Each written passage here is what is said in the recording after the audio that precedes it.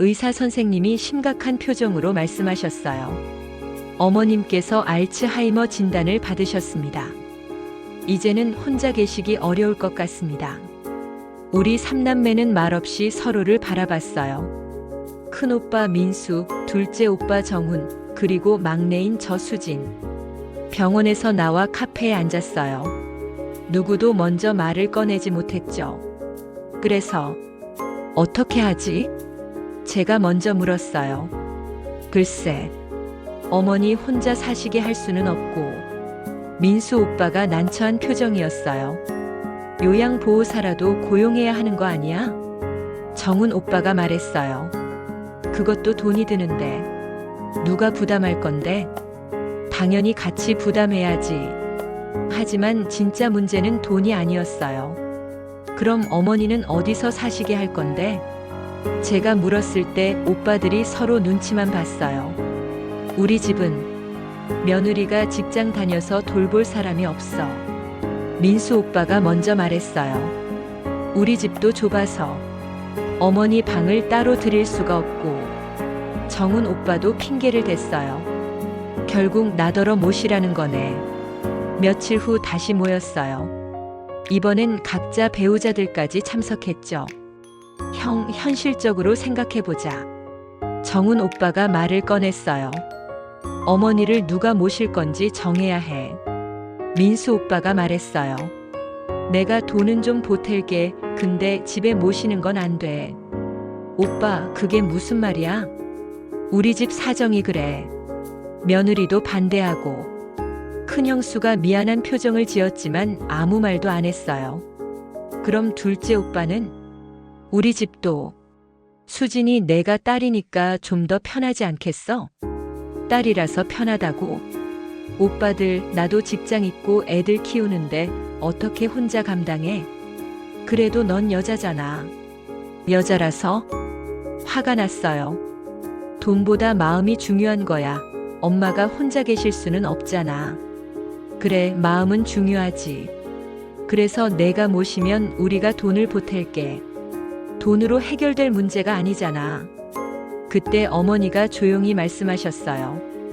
얘들아, 나 때문에 싸우지 말아라. 어머니, 나는 괜찮아. 혼자서도. 어머니 눈에 눈물이 고였어요. 이럴 수가. 결국 제가 어머니를 모시기로 했어요. 직장을 그만두고 전업으로 어머니를 돌보기 시작했죠. 처음에는 괜찮았어요. 어머니도 저를 알아보시고 대화도 가능했으니까요. 하지만 점점 증상이 심해졌어요. 어머니, 아침 식사하셔야죠.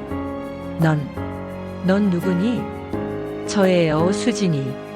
수진이? 수진이가 누구야?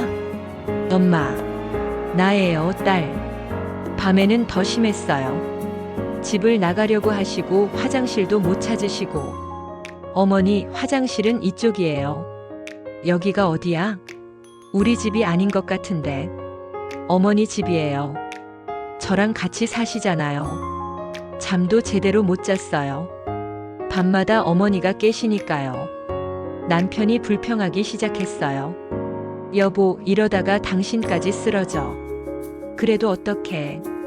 우리 엄마인데. 형님들은 뭐해? 돈만 조금 보내고. 그러게요. 민수 오빠는 한 달에 50만 원, 정훈 오빠는 30만 원을 보냈어요. 하지만 돈보다는 사람 손이 필요한데. 오빠, 주말에라도 와서 좀 도와줘. 전화했지만 핑계만 들었어요. 미안해, 수진아. 이번 주말은 회사 일이 있어서. 회사 일. 맨날 회사 일이야. 혼자서 3개월을 버텼는데 정말 한계였어요. 그런데 큰형수가 찾아왔어요. 수진아, 내가 며칠 있을게. 형수님? 미안해. 우리가 너무했어. 아니에요. 아니야, 정말 미안해. 남편은 돈만 보내면 되는 줄 알더라고. 형수님이 3일 동안 계시면서 어머니를 돌봐주셨어요. 정말 오랜만에 푹 잤어요. 형수님, 정말 고마워요. 뭘? 당연한 거지. 근데 수진아, 이렇게 혼자 하면 안 돼. 그래도 어떡해요? 민수한테 다시 이야기해 볼게. 하지만 며칠 후 형수님이 전화했어요. 수진아, 미안해. 민수가 안 된대. 네, 괜찮아요. 역시 안 되는구나. 정훈 오빠네도 마찬가지였어요. 결국 또 혼자가 됐어요. 어머니 상태는 점점 더 나빠졌어요. 엄마, 약 드세요. 약? 난 아프지 않아. 드셔야 해요, 엄마. 싫어. 넌 누구야? 나를 해치려고? 엄마, 나예요, 딸이에요. 매일 우는 날이 많았어요. 어머니 방을 정리하다가 낡은 가계부를 발견했어요. 30년 전부터 적어온 가계부였어요. 펼쳐보니 가슴이 찢어졌어요. 민수 대학 등록금 300만 원, 정훈 결혼자금 500만 원, 수진이 학원비 50만 원, 빼곡하게 적힌 우리들을 위한 지출들. 그리고 어머니 자신을 위한 것은 거의 없었어요. 마지막 페이지에 적힌 글귀를 보고 눈물이 쏟아졌어요. 민수 사업자금 대출, 집 담보 5천만 원. 집을 담보로? 그 사실을 오빠들에게 말했어요. 오빠 엄마가 오빠 사업 자금 대느라 집까지 담보로 잡으셨어. 그게 언제적 이야기야. 언제적이든 엄마가 그렇게 희생하셨잖아. 그래도 나도 다 갚았어. 돈 갚는 게 중요한 게 아니야. 엄마가 그만큼 우리 위해 희생하셨다는 거지. 정훈 오빠도 마찬가지였어요. 나도 결혼할 때 엄마한테 많이 받았어. 하지만 그때랑 지금은 달라. 뭐가 달라? 엄마는 여전히 우리 엄마야. 형제끼리 큰 소리로 싸웠어요. 한 달 후 오빠들이 제안했어요. 수진아, 요양원 알아봤어. 뭐? 이렇게 내가 혼자 하면 안 돼. 요양원에. 안 돼. 엄마를 요양원에. 수진아, 현실을 봐. 너도 힘들잖아. 그래도 요양원이 나쁜 곳이 아니야. 전문가들이 돌봐주는 거지. 돈으로 모든 게 해결된다고 생각하는 거야? 그럼 내가 계속 혼자 할 거야? 말문이 막혔어요. 어머니가 우리 대화를 듣고 계셨어요. 흐릿한 눈으로 우리를 보시며 얘들아, 나 때문에 싸우지 말아라. 어머니, 나는 어디든 괜찮아. 어머니 눈에서 눈물이 흘러내렸어요. 나 때문에 너희가 힘들구나. 어머니, 아니에요. 괜찮아. 나는 짐이 된 것 같아. 엄마, 평생 우리 위해 사신 엄마가 짐이라니. 너무 가슴이 아팠어요. 며칠 후 어머니가 갑자기 쓰러지셨어요. 병원으로 급히 모셨는데 의사 선생님이 심각하게 말씀하셨어요. 시간이 얼마 남지 않으셨습니다. 뭐라고? 그제야 오빠들이 병원으로 달려왔어요. 어머니. 민수 오빠가 어머니 손을 잡고 울었어요. 형, 늦었어. 이제 와서. 미안해. 정말 미안해. 정훈 오빠도 마찬가지였어요.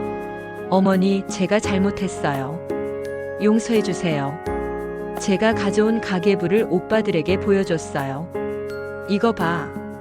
엄마가 평생 우리 위해 어떻게 사셨는지.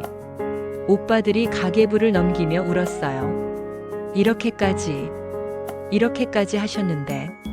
어머니가 쓰시던 낡은 앞치마도 가져왔어요. 40년 동안 입으신 그 앞치마. 엄마는 평생 이 앞치마 입고 우리 위해 사셨어. 엄마. 하지만 어머니는 이미 의식이 흐릿하셨어요. 우리를 알아보지도 못하셨어요. 너무 늦었어. 이틀 후 어머니가 돌아가셨어요. 장례식장에서 우리 삼남매는 말없이 울기만 했어요. 내가 진작 모셨어야 했는데. 민수 오빠가 자책했어요. 나도 미안해.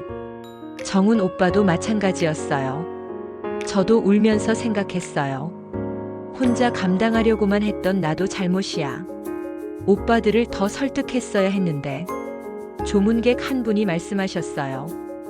효도는 살아계실 때 해야 하는 거예요. 그래요. 돌아가시고 나서는 아무 소용없어요. 어머니의 가계부와 낡은 앞치마를 보며 다짐했어요. 엄마 미안해요. 우리가 너무 이기적이었어요. 민수 오빠가 말했어요. 수진아, 정말 미안해. 내가 혼자 고생했어. 이제 와서 미안하다고 하면 뭐해. 알아. 평생 후회하며 살 거야. 정훈 오빠도 고개를 숙였어요. 나도 평생 죄책감 안고 살아야겠지. 우리는 모두 후회했지만 이미 늦었어요. 어머니의 영정 사진을 보며 생각했어요. 엄마 편히 쉬세요. 그리고 용서해 주세요. 가계부 마지막 장에 적힌 어머니의 글귀가 계속 떠올랐어요. 내 자식들 모두 건강하게만 살아다오. 그것만이 엄마의 소원이다. 엄마는 끝까지 우리만 생각하셨네요.